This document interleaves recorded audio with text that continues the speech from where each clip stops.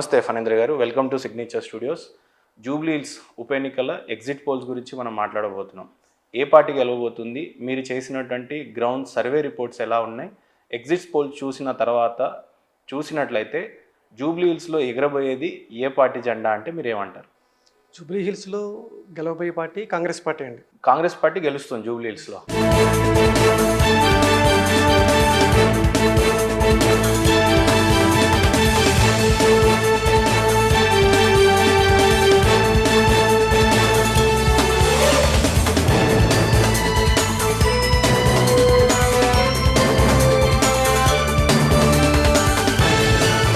ఎలాంటి exit polls సర్వేలు చేశారు, ఏ రకమైన గ్రౌండ్ వర్క్స్తో చెప్తున్నారు?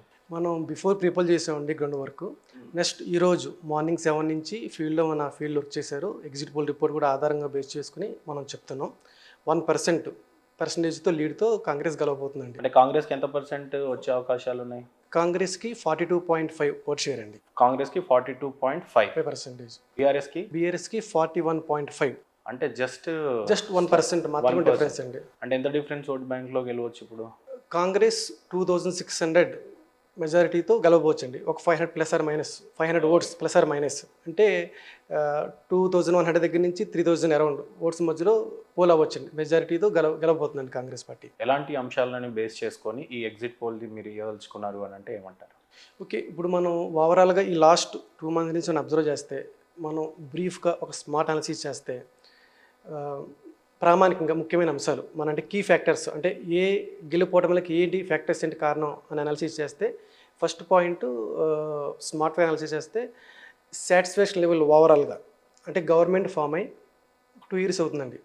ఈ 2 yearsలో గవర్నమెంట్ యొక్క మీద పబ్లిక్ ఉన్న సాటిస్ఫాక్షన్ లెవెల్ ఏంటి అంటే అన్ని రకాలుగా, అంటే ఒక డెవలప్మెంట్ పాయింట్ ఆఫ్ వ్యూ ఏంటి కానీ, ఒక వెల్ఫేర్ స్కీమ్స్ విషయంలో ఏంటి కానీ, ఒక అన్ని వర్గాలు బిజినెస్ పాయింట్ ఆఫ్ వ్యూ ఏంటి, అన్ని వర్గాలు ఎలా అనుకుంటున్నారు, సాటిస్ఫాక్షన్ లెవెల్స్ ఎలాగ ఉన్నాయి లాస్ట్ 2 years నుంచి. అంటే గత ప్రభుత్వంతో పోలిస్తే 10 years బీఆర్ఎస్ రూలింగ్లో ఉన్న అడ్మినిస్ట్రేషన్ ఏంటి, ఈ 2 years ఏంటి అని అబ్జర్వ్ చేస్తే సాటిస్ఫాక్షన్ లెవెల్ మనం గమనిస్తే మనకి 42% పాజిటివ్ ఉన్నారండి గవర్నమెంట్ పట్ల. నేను మార్కెట్లో చూసినట్లయితే అధికార పార్టీయే గెలుస్తుందని మీరు ఎగ్జిట్ పోల్లో వచ్చింది మీరు చెప్తున్నారు, మీరు ఓన్గా ఏం చెప్పట్లేదు అనుకోండి. కానీ మార్కెట్లో ప్రధానంగా చెప్తే అధికార పార్టీ మీద ఉన్న బిగ్గెస్ట్ మైనసెస్ ఏమేమి ఉన్నాయంటే హైడ్రా ఒకటి, ఈ కరెంట్ ఫ్లక్చువేషన్స్ ఒకటి, దాని తర్వాత గెలిచిన ఈ 2 yearsలో 6 గ్యారెంటీల విషయాలు అంతంత మాత్రంగానే ఉన్నట్టుగా. అయితే ఇప్పుడు జూబ్లీ హిల్స్లో కాంగ్రెస్ అధికార పార్టీయే గెలుస్తుంది, అది కూడా 1.5 జస్ట్ స్లైట్ మెజారిటీ, ఒక 2000 మెజారిటీతో గెలుస్తుంది అని అంటున్నారు. ఇక్కడ పార్టీ అంశాల మీద జూబ్లీ హిల్స్ గెలుస్తుంది అనొచ్చా, లేదా క్యాండిడేట్ నవీన్ యాదవ్ని చూసి గెలిపిస్తున్నారు అనొచ్చా? మాగంటి సునీత గారి పరిస్థితి ఏంటి అని అంటే ఏమంటారు? అప్పుడు అంటే దీంట్లో ఎలాగంటే కాంగ్రెస్కి ఇప్పుడు ఇంత పరిస్థితి రావడం అంటే 1% లీడ్తోనే రావడం కారణం ఏంటంటే పబ్లిక్ పట్ల కొంత అసంతృప్తి ఉందండి.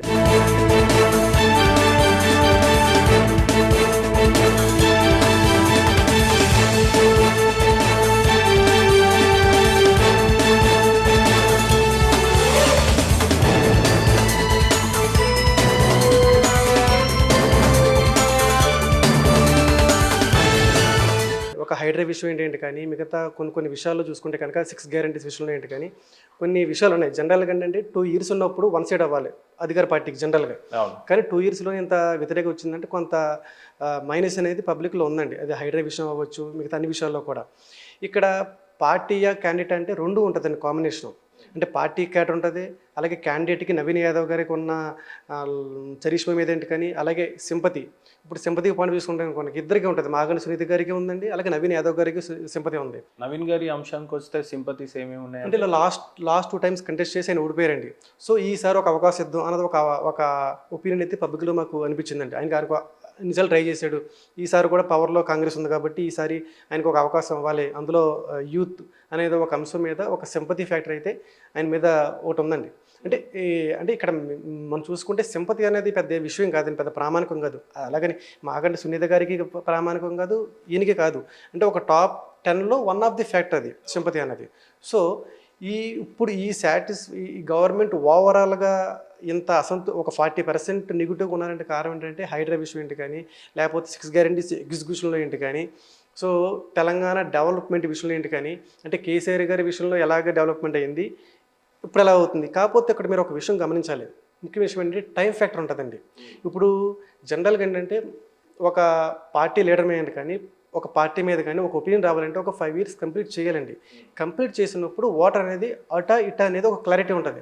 సో వచ్చి ఆల్మోస్ట్ 2 years కూడా ఇంకా అవ్వలేదు పూర్తిగా, 18 months to 21 months అవుతుంది ఇప్పటికి వచ్చి. సో టైం అనేది ఇంకా ఉంది కదా, ఇంకా 3.5 years ఆల్మోస్ట్ ఉంది, 3 years ఉంది. సో ఇంకా చేస్తారు కదా అన్న కొంత ఒక 20%లో అయితే కనుక డిసైడ్ చేయలేదండి. ఇంకా అంటే ఇంకా టైం ఉంది, ఇంకా చేస్తారు కదా, మనం కూడా టైం ఇవ్వాలి కదా, పూర్తిగా ఒక టర్మ్ చూడాలి కదా అన్న పాయింట్ ఆఫ్ వ్యూలో కూడా ఏంటంటే కొంతమంది పబ్లిక్లో ఇంకా న్యూట్రల్ ఓటింగ్ అనేది చాలా ఉందండి దీంట్లో. ఇప్పుడు అదేంటంటే జనరల్గా ఏదైనా ఏంటంటే మెజారిటీ ఒక 20 to 25% ఓటర్స్ ఎలా ఆలోచిస్తారంటే ఇప్పుడు ప్రజెంట్ గవర్నమెంట్ మీద వెళ్తారండి. ఎందుకంటే రాబోయే ఒక విషయం ఉందండి ఇక్కడ, 3 పార్టీల్లో కాంగ్రెస్ అనేది ఇప్పుడు డెవలప్మెంట్ చేయబోతాం చెప్తున్నారండి. బీఆర్ఎస్ ఏంటి కానీ బీజేపీ ఏంటి చెప్పే విషయం ఏంటంటే ఫ్యూచర్ గురించి చెప్తున్నారు. రాబోయే 5 years మేము చేస్తాము, ఇప్పుడు మేము నగ్గించండి మమ్మల్ని, వెళ్తే మేము చేపిస్తాం అన్నారు. సో రెండింటికి చాలా డిఫరెన్స్ ఉందండి. ఓకే, అధికార పార్టీకి కొద్దిగా అడ్వాంటేజ్ ఎక్కువ ఉంటుంది. ఎందుకంటే ఒక 20% పార్టీ ఐడియాలజీ ఏంటి కానీ లేదంటే ఒక పార్టీ మీద అభిమానం ఉండదండి. ప్రజెంట్ మీద ఎలా ఉందో దానికి ప్రిఫరెన్స్ ఇస్తారు. అయితే ఫణీంద్ర గారు, ఇక్కడ మేజర్గా ఎగ్జిట్ పోల్ అని అంటే దేన్ని బేస్ చేసుకొని, దేన్ని ఆధారం చేసుకొని, ఎలాంటి గ్రౌండ్ రిపోర్ట్స్ మీరు ప్రిపేర్ చేసిన తర్వాత కాంగ్రెస్కి 2600 ఓటు మెజారిటీ వస్తుందని మీరు ఫిక్స్ చేశారు అంటే ఇక్కడ ఎలాగంటే మనం ఫస్ట్ గ్రౌండ్ చేస్తామండి కాన్స్టిట్యూన్సీ మీద. ఆల్రెడీ పీపుల్ మనం చేసినప్పుడు ఒక సైంటిఫిక్ మెథడాలజీ ద్వారా టోటల్ 407 పోలింగ్ స్టేషన్స్లో మనం డివైడ్ చేసుకుని మనం దాన్ని శాంపుల్ కలెక్ట్ చేసి 407లో సెలెక్టివ్గా మనం చేసింది 220 వరకు చేస్తామండి. పోలింగ్ స్టేషన్ కవర్ చేస్తాం అక్రాస్ జియోగ్రఫికల్గా మొత్తం కవర్ చేస్తాం. మనం కవర్ చేసి దాన్ని సైంటిఫిక్గా మనం ఎక్కడెక్కడ పారామీటర్స్ బేస్ చేసుకుని జెండర్ వైజ్ ఏంటి కానీ, జెండర్ ఏజ్ వైజ్ ఏంటి కానీ, కమ్యూనిటీ వైజ్ ఏంటి కానీ, సోషల్ కేటగిరీ వైజ్ ఏంటి కానీ డివైడ్ చేసుకుంటా మనం ముందే ప్లాన్ చేసుకుని దాన్ని శాంపుల్ అనేది మనం ఎఫెక్టివ్ కలెక్ట్ చేసుకుంటాం. ఆ డేటా ద్వారా మనం ఈరోజు కన్క్లూషన్ వచ్చాం కాంగ్రెస్ గెలవబోతుంది అనేది.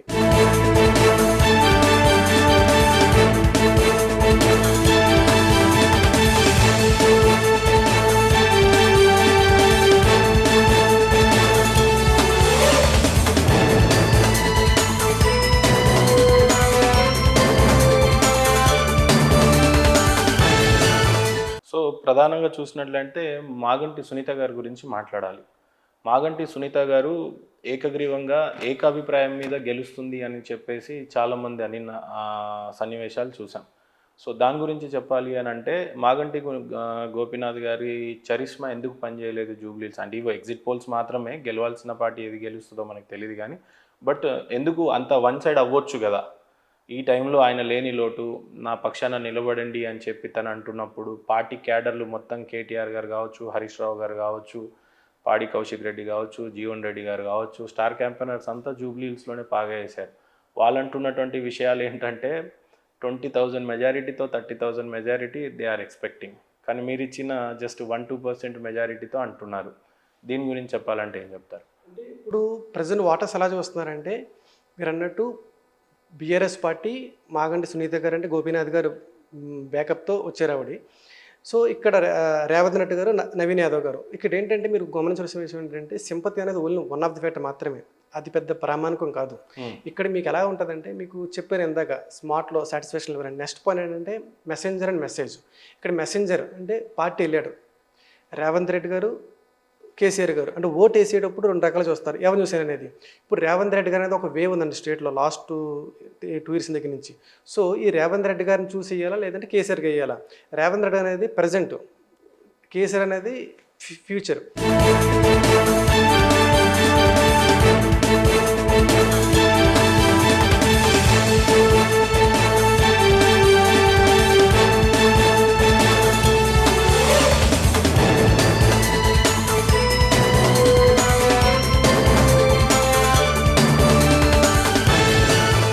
సో జనరల్గా ఏంటంటే 2 వేసేటప్పుడు అంటే ఉన్న పరిస్థితుల్లో ఎక్కువ రేవంత్ రెడ్డి గారి వైపుకి 1% మొగ్గు చూపెడుతున్నారు ప్రజెంట్, అంటే ఆయన వల్ల ఏదైనా వద్దని. రెండో విషయం ఏంటంటే మీరు ప్రాక్టికల్గా ఒకటి ఆలోచించండి. ఇప్పుడు ఏదైనా ఒక పబ్లిక్కి ఏదైనా ఒక ప్రాబ్లం వస్తే ఒక ఓటర్కి మాగంటి రేపు ఎలక్షన్ అయిన తర్వాత సునీత గారి దగ్గరికి వెళ్తే పని అవుతుందా లేదంటే నవీన్ యాదవ్ దగ్గరికి వెళ్తే పని అవుద్దా? ప్రాక్టికల్గా చూస్తే అన్న పాయింట్ కూడా ఆలోచిస్తున్నారు పబ్లిక్ అండి. అంటే ఇప్పుడు ఎంత సింపతి ఉన్నా పని అవునప్పుడు అది పని చేయదండి. సో ఇప్పుడు నవీన్ యాదవ్ గారి దగ్గరికి వెళ్ళినే వర్కౌట్ అవుతుంది. ఆయన ఎమ్మెల్యే అయినా ఎమ్మెల్యే అవ్వకపోయినా గవర్నమెంట్లో పని చేయించుకోవాలంటే కనుక వాటర్కి అందుబాటులో ఉండేది, అన్ని రకాలకు ఉపయోగపడేది నవీన్ యాదవ్ గారు అన్న పాయింట్ ఆఫ్ వ్యూలో. ఇది ఒక కారణం. ఇంకోటి మెసేజ్, నెరేషన్. అసలు ఈ ఎలక్షన్కి మెసేజ్ ఏంటి, నెరేషన్ బిల్డింగ్ ఏంటి 3 పార్టీలది అని మనం గమనిస్తే 3 పార్టీలు కామన్గా చెప్పే విషయం ఏంటండి, 1 డెవలప్మెంట్, 2 వెల్ఫేర్.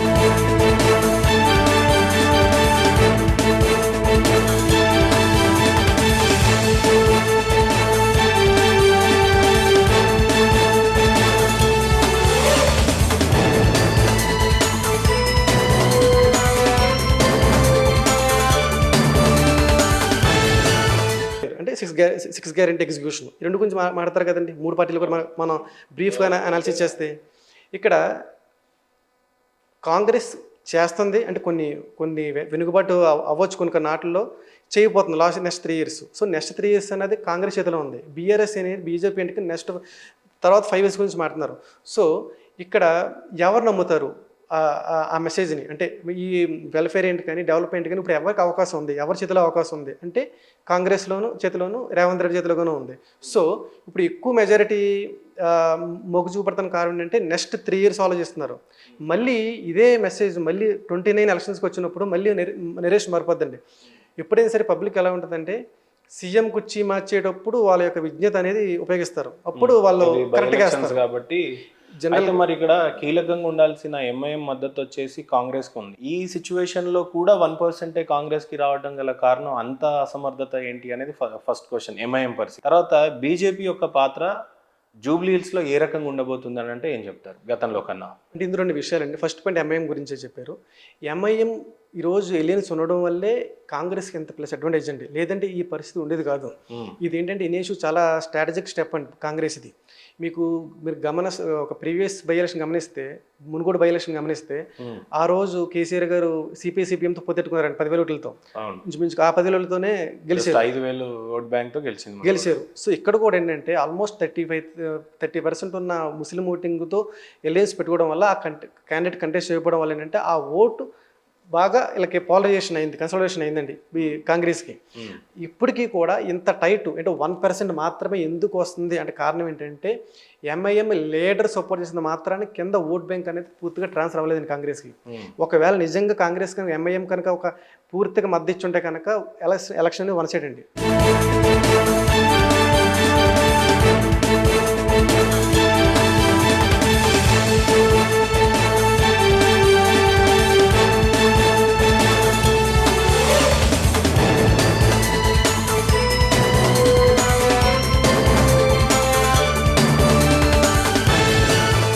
ఒక పక్క ఇక్కడ రేవంత్ రెడ్డి చేసినటువంటి ఒక కమెంట్ ముస్లిం సోదరులను కొంత మేరకు బాధ పెట్టిన సన్నివేశం ఒకటి ఉంది. హమ్ హైతో ముస్లిమ్స్ హై, కాంగ్రెస్ ఉంటేనే ముస్లింలు ఉన్నారు, ముస్లిం ఉన్నారు కాబట్టి కాంగ్రెస్ ఉంది అని చెప్పి ముస్లిం సోదరులకు కౌంటర్ ఇచ్చారు. వాళ్ళకి ఇందులో కొంత హట్ అయ్యారు. అంటే కాంగ్రెస్ ఏదో మమ్మల్ని కాపాడుతుంది, మీ నీడలో మీ చెప్పు చేతుల్లో మేము ఉన్నట్టు వాళ్ళకి రిసీవ్ అయింది. అగైన్ ఇక్కడ ఎంఐఎం సోదరులు ఇచ్చిన కౌంటర్ ఏంటి, ముస్లిం సోదరులు ఇచ్చిన కౌంటర్ ఏంటంటే మేము ఉంటేనే నువ్వు ఉన్నావు, అంతేగాని నువ్వు ఉండటం వల్ల మేము లేము అనేది. ఆ ఫ్యాక్టర్ ఏమన్నా పనిచేస్తుందా ఇక్కడ? అంటే డ్యామేజ్ చేసినట్టే. That is the depends on real perception of the water. అంటే వాటర్ ఎలా తీసుకుంటున్నాడు, ఇప్పుడు ఏదైనా ఇప్పుడు మీ విషయం ఎలా తీసుకున్నారు అనేది పక్కన పెడితే ఓటర్ ఎలా తీసుకున్నారు అనేది ముఖ్యం. ఇప్పుడు మీకు ఈ విషయం ఏంది కానీ హైడ్రా విషయం ఏంటి కానీ ఏ విషయాన్ని సరే ఈ వాటర్ ఎంతవరకు పాజిటివ్ తీసుకుంటున్నాడు, ఎంతవరకు నెగిటివ్ తీసుకుంటున్నాడు. సో హైడ్రా విషయం ఉంది, కొంతమంది నెగిటివ్ తీసుకున్నారు, కొంతమంది దాన్నే పాజిటివ్ తీసుకున్నారు. That is the real perception of the water. అది ఎలా ఉంటుందంటే పబ్లిక్ని బట్టి మనం చేయరు. ఇప్పుడు జనరల్గా ఏంటంటే అలాంటి చోట్ల కొన్ని 5% 9% లాస్ అవ్వచ్చు కాంగ్రెస్కి. అలాంటి కొద్దిగా హార్డ్ స్టేట్మెంట్ అనేటప్పటికీ ఇక్కడ ఒక స్పష్టత కనిపించట్లేదు అధికార పార్టీ నుంచి. హైడ్రా అని చెప్పేసి మూసి ప్రక్షాళన చేస్తున్నారు, బాగానే ఉంది. రాబోతున్న డెవలప్మెంట్కి హైదరాబాద్ మునిగిపోతుందేమో అని చెప్పేసి ఆ కరెక్ట్ మెసేజ్ ఒకటి పాస్ చేయనట్టుగా ఒకటి కనబడుతుంది. కూల్చడం అయితే కూలుస్తున్నారు కానీ దీని తర్వాత మీరు ఏ డెవలప్మెంట్ చేయబోతున్నారు, హైదరాబాద్లో ఉన్నటువంటి లాభం ఏంటి అనేది ప్రజలకు చెప్పే విషయంలో అధికార పార్టీ వైఫల్యం చెందింది అనే ఆరోపణలు ప్రధానంగా వినిపిస్తున్నాయి. దాని గురించి మీరేమంటారు? అంటే జనరల్గా ఏదైనా ఒక యాక్టివిటీ చేసినప్పుడు గవర్నమెంట్కి ఒక బెనిఫిట్ ఉంటుందండి ఎండ్ ఆఫ్ ది డే. అది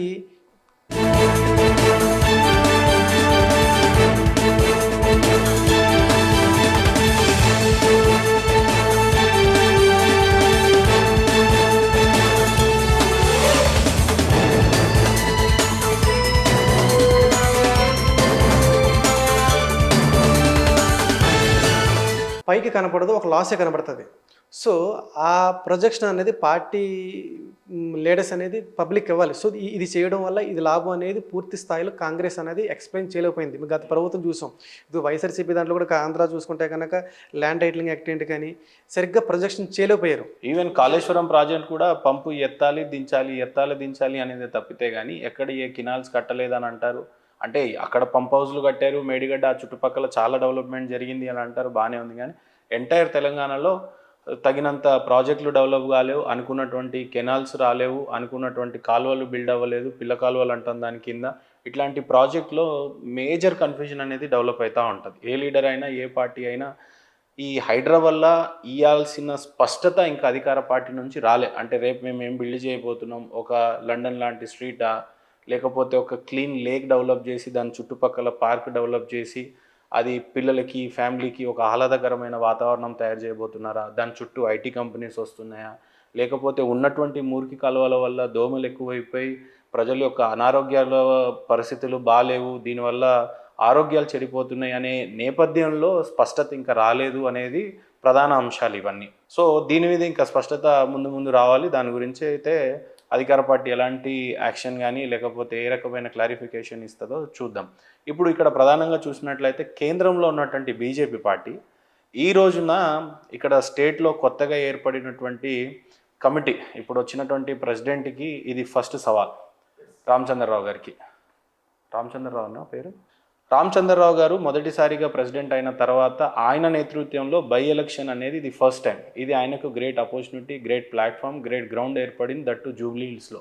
అండ్ హైదరాబాద్లో కేంద్ర పార్టీ బీజేపీ చాలా స్ట్రాంగ్గా ఉంది ఎక్స్పెషల్లీ. అలాంటి జూబ్లీ హిల్స్లో పెద్దగా సత్తా చాటకపోవడానికి గల కారణాలు, ఒకవేళ చాటుతుందేమో, ఎగ్జిట్ పోల్ అయితే ఏ రకంగానూ కనిపించలేదు అని అంటున్నారు మీరు. సో బీజేపీ యొక్క పాత్ర జూబ్లీ హిల్స్లో ఏ రకంగా ఉండబోతుందంటే ఏమంటారు? ఇప్పుడు ఎగ్జిట్ పోల్ మన రిపోర్టు 11.5% అయింది బీజేపీ ఓట్ షేర్ అండి. ఎన్ని వేల ఓట్లు అప్పుడు అవి? ఇప్పుడు యావరేజ్న ఒక 2,50,000 ఓటర్స్ మేము తీసుకున్నామండి. యావరేజ్న తీసుకుంటే దానికి ఇంచుమించుగా ఒక 26,000, ఇంచుమించుగా 25,000 to 30,000 ఓట్స్ పోలే అవకాశం ఉందండి. ఓకే. సో గతంలో కూడా 26,000 ఓట్లు వచ్చినాయి, మళ్ళీ అగైన్ అదే ఓటు, అగైన్ ఇంచుమించుగా ఒక ప్లస్ 5,000 ఒక ఓట్స్తో అదే ఓటుని రావచ్చు ఇంచుమించుగా.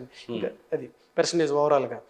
అయితే బీజేపీ ఇక్కడ ఏంటంటే ఒక స్ట్రాంగ్ ఓట్ బ్యాంక్ తప్ప ఇంకా పైన, ఎందుకంటే ఇక్కడ అంతా ఎలక్షన్ మీద మొత్తం వెళ్ళేదంతా కూడా కేసీఆర్, రేవంత్ రెడ్డి మీద వెళ్తుంది. So state government Congress, opposition BRS, so ఇక్కడ పాత్ర అనేది బీజేపీకి అంత ఉపయోగం లేదు. అంటే బై ఎనీ ఛాన్స్ బీజేపీ గట్టిగా అనుకోని ఉండుంటే ఈ గ్రౌండ్ ఏమన్నా బలంగా ఏమన్నా తన మార్క్ చూపించే అవకాశం లేకుండిందంటారా? ఉంటుందండి. దట్ ఈస్ ఇంకా లాంగ్ టర్మ్లో అనేది ఇంకా 29 ఎలక్షన్స్కి అప్పుడు ఏదైనా ఇప్పటికన్నా ఇంకా బెటర్ ఇంప్రూవ్మెంట్ రావచ్చు. కానీ జూబ్లీ హిల్స్ లో అసలు వాదననే అధికార పార్టీ వర్సెస్, అంటే జనరల్గా ఇప్పుడు జూబ్లీ హిల్స్ అంటే రెండింటి మీద వెళ్ళిపోతుందండి, కాంగ్రెస్ లేదంటే బీఆర్ఎస్ ఆల్టర్నేటివ్, ఈ రెండింటి మీద తప్ప బీజేపీ అన్నది రాలేదు. ఇంకో విషయం ఏంటంటే క్యాండిడేట్ కూడా లేట్గా అనౌన్స్ చేయడం, లంకల్ తిప్పారెడ్డి గారిని.